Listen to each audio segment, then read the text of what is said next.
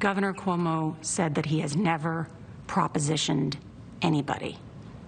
Do you believe that he was propositioning you? Yes. For what? Sex. In the spring of 2020, New York was the epicenter of the COVID crisis. The pandemic was obviously stressful for all of us, and he was on TV nearly every day talking about it. You make that gown look good? So you think all this national attention may have emboldened him? Absolutely. I think he felt like he was untouchable in a lot of ways. Bennett says their professional relationship took a turn on May 15th when she alleges the governor started asking her about her love life and then became fixated, repeating over and over again her history as a sexual assault survivor. So he goes, "You were raped. You were raped. You were raped and abused and assaulted." Another key encounter happened on June 5th, when Bennett says she was called into Cuomo's office to take dictation, and he told her to turn off the tape recorder. And then he explains at that point that he is looking for a girlfriend. He's lonely, he's tired. You've just finished dictation, and the governor is telling you he's lonely and looking for a relationship. Yes. He asked if I had trouble enjoying being with someone because of my trauma.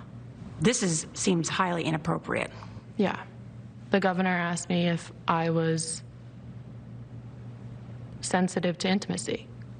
In his office? Yes. During the workday. You have been quoted as saying that he also asked you about if you'd ever been with an older man. Yeah. He asked me if age difference mattered. He also explained that he was fine with anyone over 22. And how old are you? 25. What were you thinking as he's asking you these questions? I thought, he's trying to sleep with me. The governor's trying to sleep with me. And I'm deeply uncomfortable, and I have to get out of this room as soon as possible. And to be clear, what made you think that he was trying to sleep with you?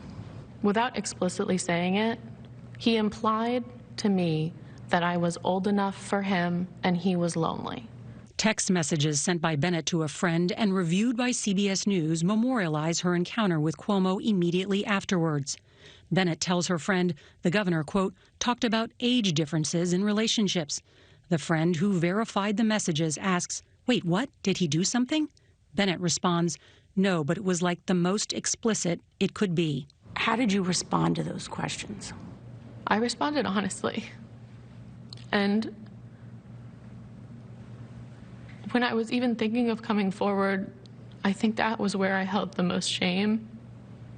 And that, like, I really was uncomfortable. Why did you feel shame? I feel like people put the onus on the woman to shut that conversation down. And by answering, I was somehow engaging in that or enabling it, when in fact I was just terrified.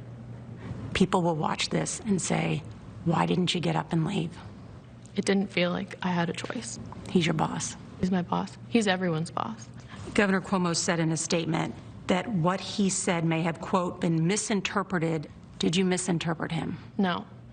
I understood him loud and clear. It just didn't go the way he planned. I never knew at the time I was making anyone feel uncomfortable. Did you watch Governor Cuomo's apology? I did. It's not an apology. It's not an issue of my feelings. It's an issue of his actions. The fact is that he was sexually harassing me, and he has not apologized for sexually harassing me. And he can't even use my name. And we reached out to Governor Cuomo's office to respond to Charlotte Bennett's claims. They directed us to the governor's apology yesterday and asked people to wait for results of the state attorney general's investigation.